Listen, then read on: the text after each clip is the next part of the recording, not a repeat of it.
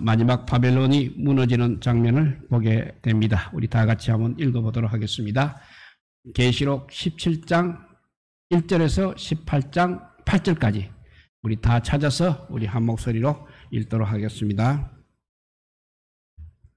요한계시록 17장 1절에서 18장 8절까지. 예, 우리 찾은 줄 알고 같이 읽겠습니다. 또 7 대접을 가진 7 천사 중 하나가 와서 내게 말하여 이르되 이리로 오라. 많은 물 위에 앉은 큰 음녀가 받을 심판을 내게 보이리라.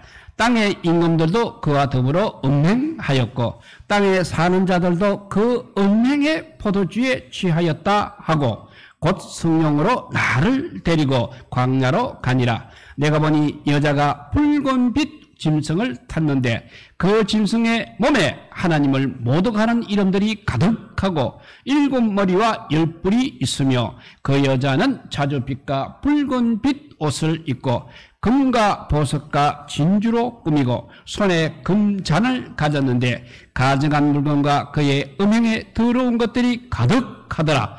그의 이마에 이름이 기록되었으니 비밀이라 큰 바벨론이라 땅의 음녀들과 가증한 것들의 음이라 하였더라. 또 내가 보매 이 여자가 성도들의 피와 예수의 증인들의 피에 취한지라. 내가 그 여자를 보고 놀랍게 여기고 크게 놀랍게 여기니 천사가 이르되 왜 놀랍게 여기느냐.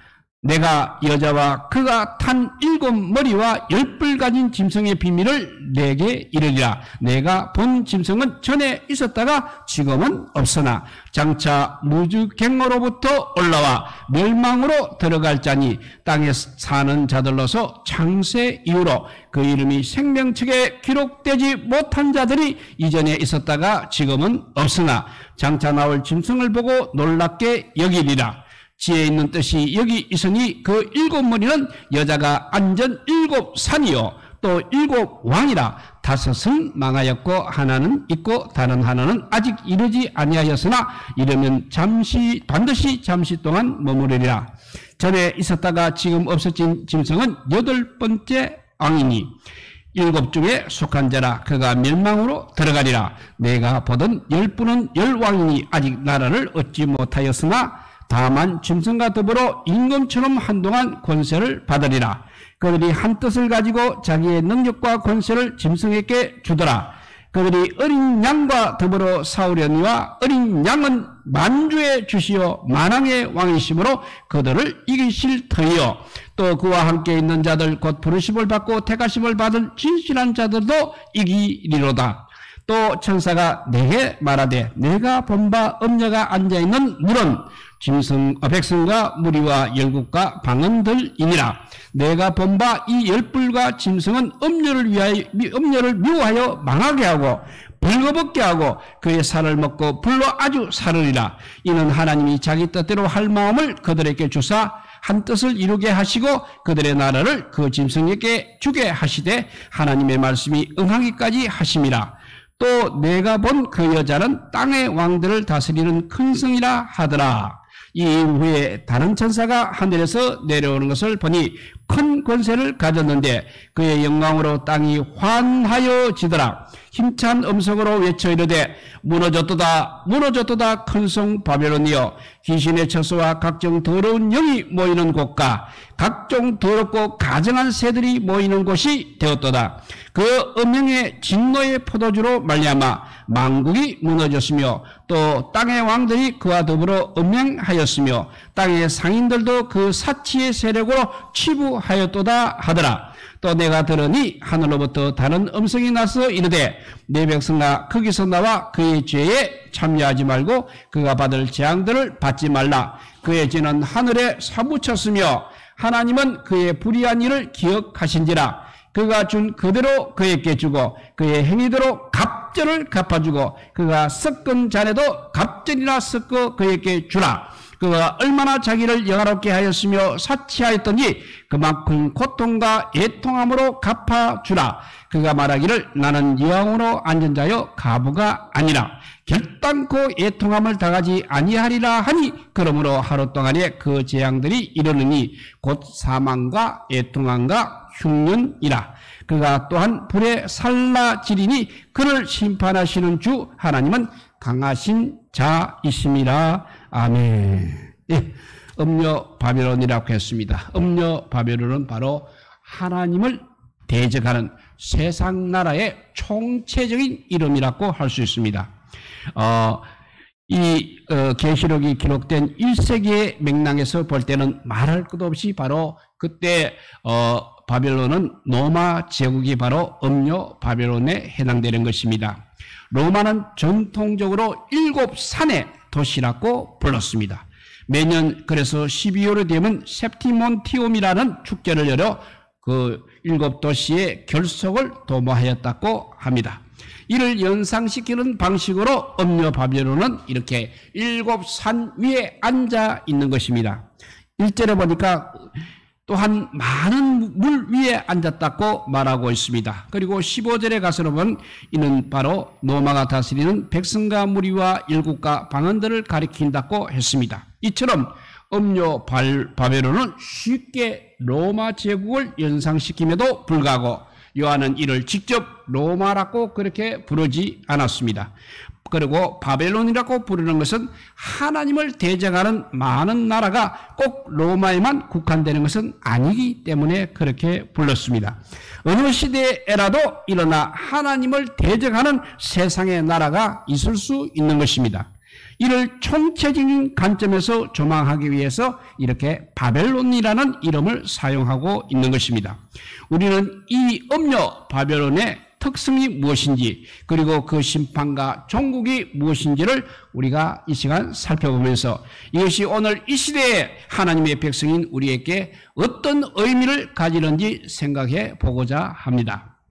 요한은 성령 안에서 이제 천사의 인도를 받아서 한 여인의 모습을 보게 됩니다. 이 여인은 비싸고 사치스러운 옷감인 자줏빛과 붉은 빛의 옷을 입고 있다고 했습니다. 그리고 또 금과 보석과 진주로 온몸을 장식하고 있습니다. 이 음녀는 그리고 또 홀로가 아니라 짐승을 타고 있는 모습으로 등장하고 있습니다. 이는 짐승과 음녀 바벨론이 이렇게 한 짝을 이룬다는 것을 우리에게 말해주고 있는 것입니다. 마치 어린 양과 그의 신부 교회가 서로 짝이 되는 것과 대조를 이루고 있는 것입니다. 그러나 신부 교회가 19장 8절에 가보면 빛나고 깨끗한 세마포 곧 그 어려운 행실로 옷을 입었습니다. 그러나 음녀 바벨론은 사치와 유혹의 옷 곧 가증한 행실의 옷을 입고 있는 것입니다. 음녀 바벨론은 또 포도주에 취하여 있는 자의 모습으로 소개되고 있습니다. 이 포도주는 다름 아니라 오늘 17장 6절에 보면 성도들의 피와 예수 증인들의 피라고 했습니다. 나아가 이 음녀 바벨론은 손에 음행에 더러운 것이 가득한 잔을 들고 온 세상을 취하게 만들고 있습니다. 그리고 18절에 보면 이 음녀는 땅의 왕들을 다스리는 큰 성이라고 그렇게 정의하고 있습니다.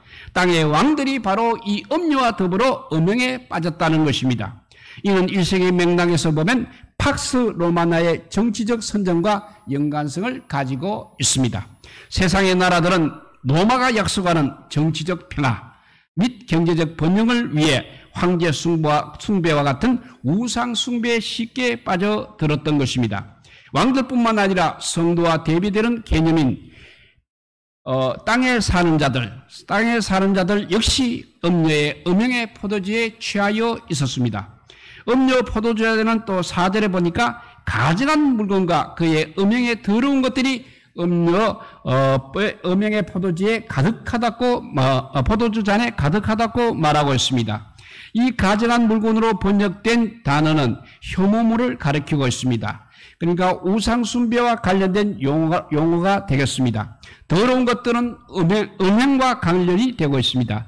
가증한 물건은 우상 숭배와 관련되어 있고 더러운 것들은 음행과 관련이 되어 있는 용어입니다. 음녀는 그의 포도주잔에 이런 것들을 가득 채우고 땅의 많은 나라와 왕들에게 바로 이것을 마시게 하고 있는 것입니다. 우리 하나님의 관점에서 바라보면 그들이 마시는 것은 바로 가정한 것입니다. 더러운 것들입니다. 그렇지만 음녀의 유혹에 빠지는 자들의 관점에 보면 이는 매우 사랑스럽고 매혹적인 것으로 보일 것입니다. 음녀가 약속하는 평화와 안전, 밝은 미래와 번영의 꿈, 이런 것들을 마다할 나라가 어디에 있겠습니까? 우리로 하여금 이렇게 유혹에 빠지게 하는 것들이 그 본질은 바로 혐오스러운 것이 분명한 것입니다. 그런데 우리 앞에 나타날 때는 절대로 혐오스러운 모습으로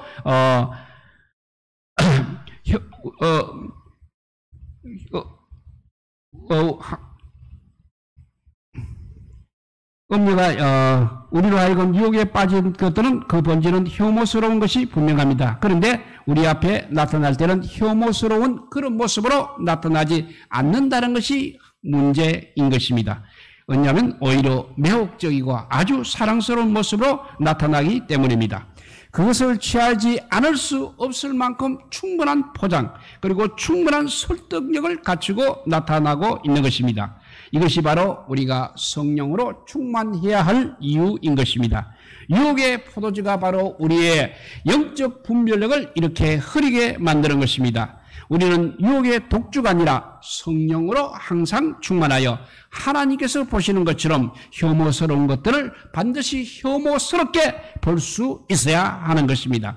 더러운 것들이 더럽게 보인다는 것이 바로 영적으로 깨어있는 사람들의 특징입니다. 영적으로 깨어있는 사람의 특징은 더러운 것들, 혐오스러운 것들이 더럽게 보이고 혐오스럽게 보여야 하는 것입니다. 음녀 바벨론의 힘은 음행의 포도주와 함께 18장 3절에 보면 그 사치의 세력에 있다고 했습니다. 그 사치의 세력을 원문으로 직역하면 금요의 사치의 능력이 되는 것입니다. 이는 음녀 바벨론이 자랑하는 막강한 능력 가운데 하나가 바로 사치라는 것입니다.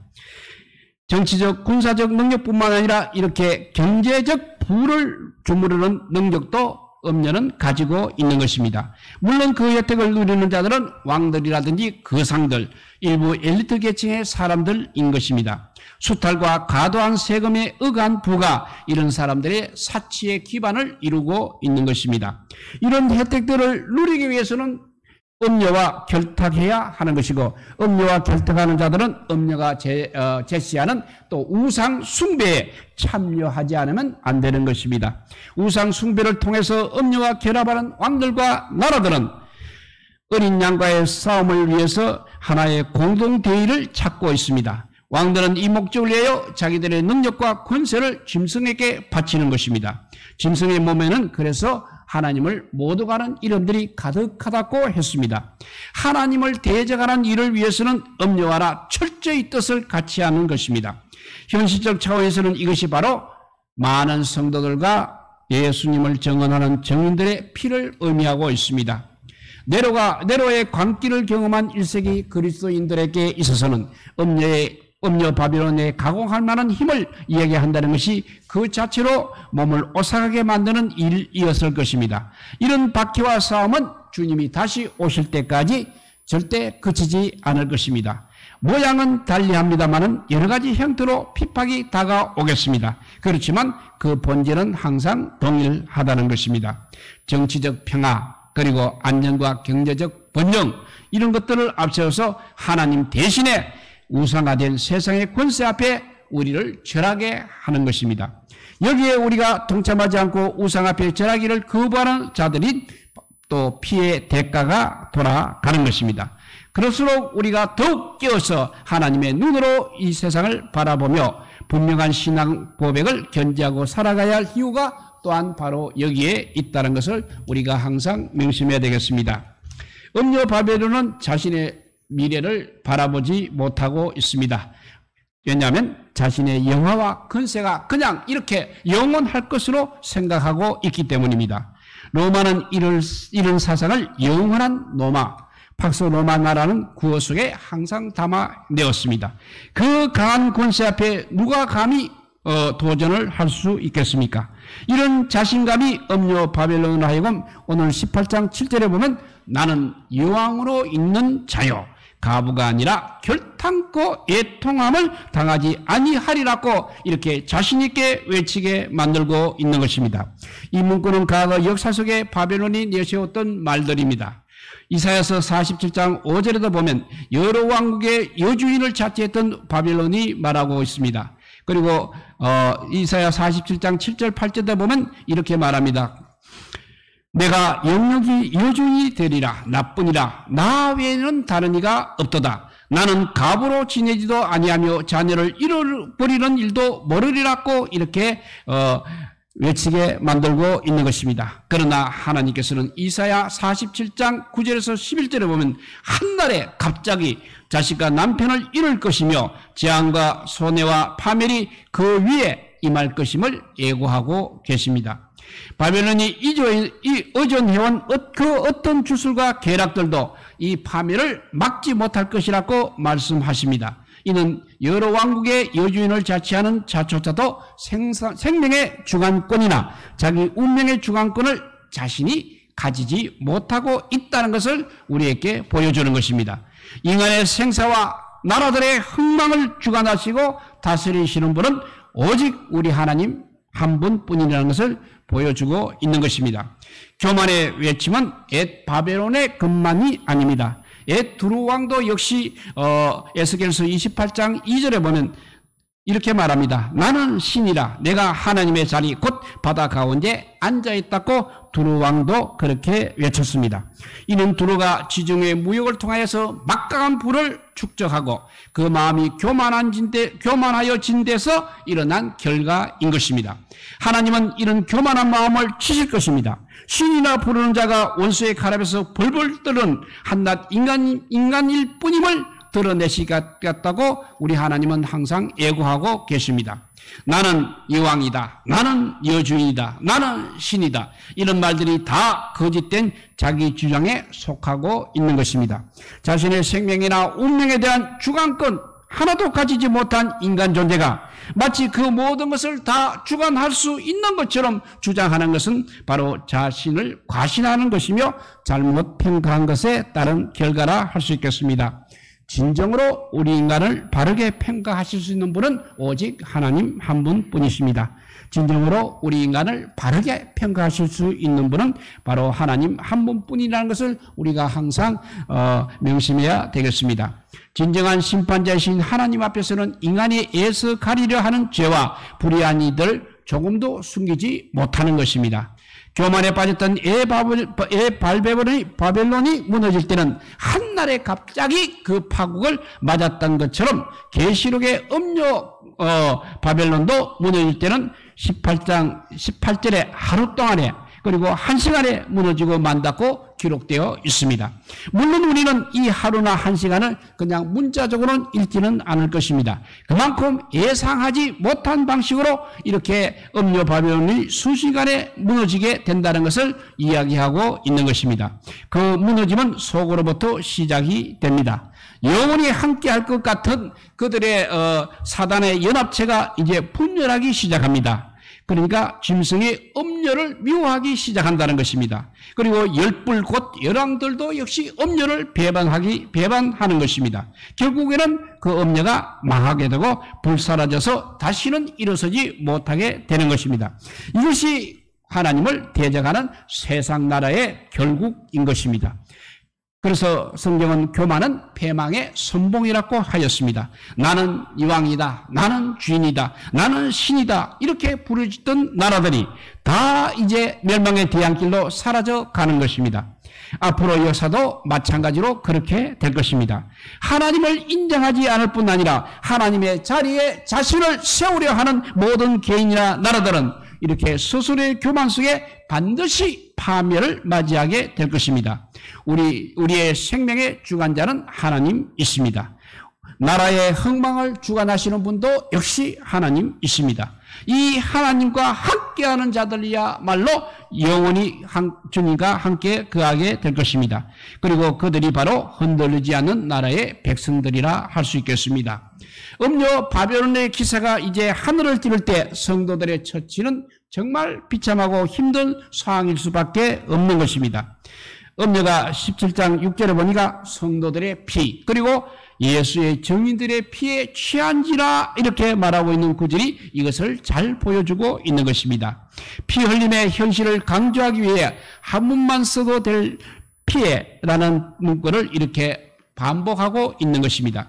그리스도를 위해 일순간 생명을 잃고 사랑하는 모든 사람과 단절된다는 것은 정말 큰 아픔인 것입니다. 그러나 이들은 결코 홀로 있지 않습니다. 만왕의 왕이요 만주의 주이신 어린 양들이 이들과 함께 하신다고 17장 14절에 말씀하고 있습니다. 그 17장 14절은 바로 어린 양과 성도들 간의 연합의 관계를 잘 보여주고 있는 것입니다. 성도들은 어린 양과 함께 있는 자로 지칭하고 있습니다. 성도들은 어린 양과 함께 싸우며 또한 그의 승리에 동참하는 것입니다. 그래서 17장 14절 맨 끝에 나오는 이기리로다 라는 단어는 원문에는 나오고 있지 않습니다. 어린 양은 만주의 주시오 만왕의 왕이심으로 그들을 이기실 터이요 해서 이기리로다라는 말이 나오는 이 부분은 어린 양의 승리를 그냥 이렇게 쉽게 못 받고 있는 것입니다. 그 다음 부분은 접속사 그리고로 앞부분과 연결되어 있습니다. 여기에는 또 동사가 들어있지 않습니다.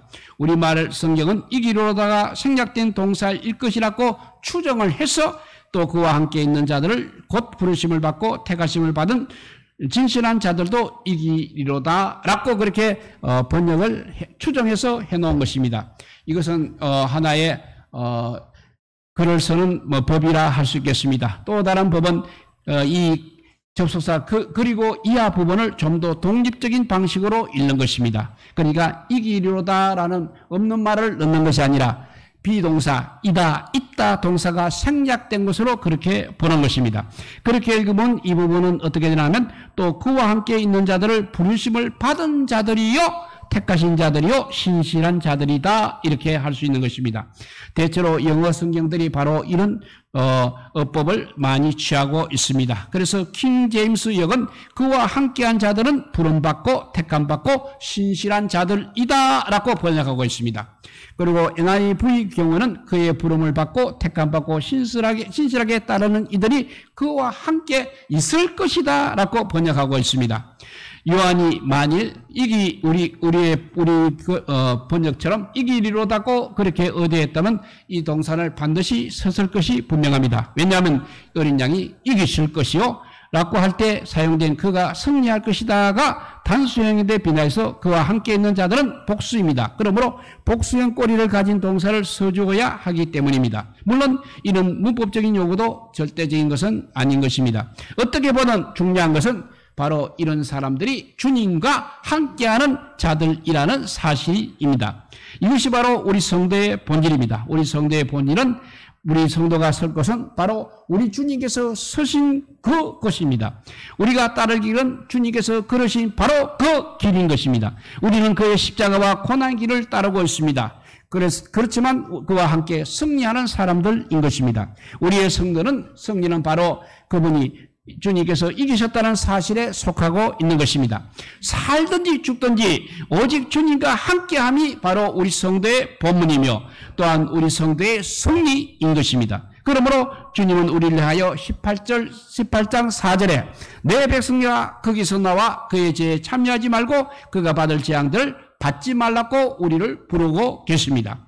그 나옴의 목적이 바로 음녀의 죄들에 참여하지 않기 위함이며 또 음녀가 받을 재앙들을 받지 않게 하기 위함인 것입니다.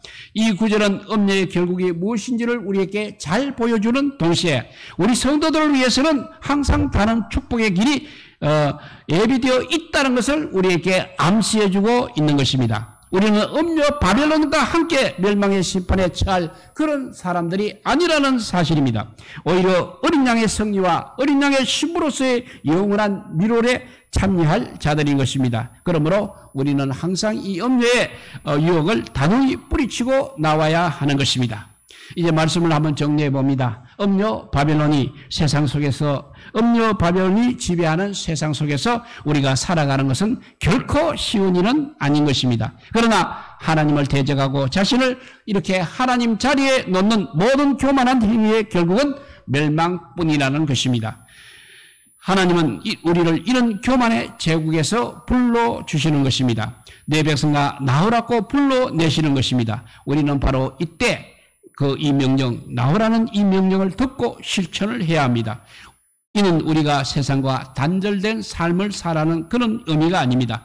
우리가 세상 속에 살면서도 세상과는 다른 신분, 다른 미래, 다른 지향점을 가지고 세상과는 다른 방식으로 사는 사람이라는 것을 우리에게 이야기해주고 있는 것입니다. 음녀 바벨론이 자랑하던 그 세상의 권세의 능력이라든지 사치와 부의 능력은 이 시대에도 정말 막강한 위력을 과시하고 있습니다. 이런 능력들은 거짓과 제약까지도 미화시키는 힘을 가지고 있습니다. 각종 화려한 이미지들을 내세워 우리의 눈과 마음을 사로잡고 있습니다. 이런 삐뚤어지고 뒤틀린 세상 속에서 어린 양의 순결한 신부로 살아간다는 것은 결코 쉬운 일은 아닐 것입니다. 그러나 우리는 내 백성아 나오라고 부르시는 우리 주님의 이 음성을 반드시 들어야 하는 것입니다. 권력과 사치의 권력을 가시하는 바빌론 앞에 절대 무릎을 꿇어서는 안 되는 것입니다. 우리는 바로 그 바벨론의 더러움과 가증함을 보아야 합니다. 그리고 그 무너짐의 결국도 우리가 보아야 하는 것입니다. 왜냐하면 우리에게는 다른 능력이 있기 때문입니다. 우리에게는 거룩함과 정결함의 능력이 있기 때문입니다. 우리에게 주신 이 고귀한 능력을 우리가 더욱 빛내며 주님의 이름에 영광을 돌리는 그리스도인들이 다 되시기를 우리 주님의 이름으로 축복드립니다. 기도하겠습니다. 사랑의 하나님 감사합니다. 요한계시록이 기록된 시대에 요한이 보았던 것 같이 음녀 바벨론이 지금도 활기를 치고 다니고 있습니다. 우리를 얼마나 괴롭힌지 알 수가 없습니다. 그래도 우리는 아버지여 내 백성아 여기로 나오라는 주님의 음성을 듣고 오늘 이 자리에 나와서 예배하게 하여 주시니 주여 감사합니다. 사는 날 동안에 우리의 피를 아버지여 그들이 마시기는 하지만 그들의 결국은 멸망 파멸이라고 했습니다. 우리는 영원한 하나님 나라 예수 그리스도의 신부가 되어서 아버지여 영원토록 아버지여 주님과 함께 하실 것이 할 수 있다는 그 아버지여 믿음 가지고 살아가는 우리 모두가 되게 하여 주시기를 간절히 빌고 원하오며 우리 구주 예수 그리스도 이름으로 기도드리옵나이다. 아멘. 예, 우리 음녀 바벨론과 싸우는 마귀들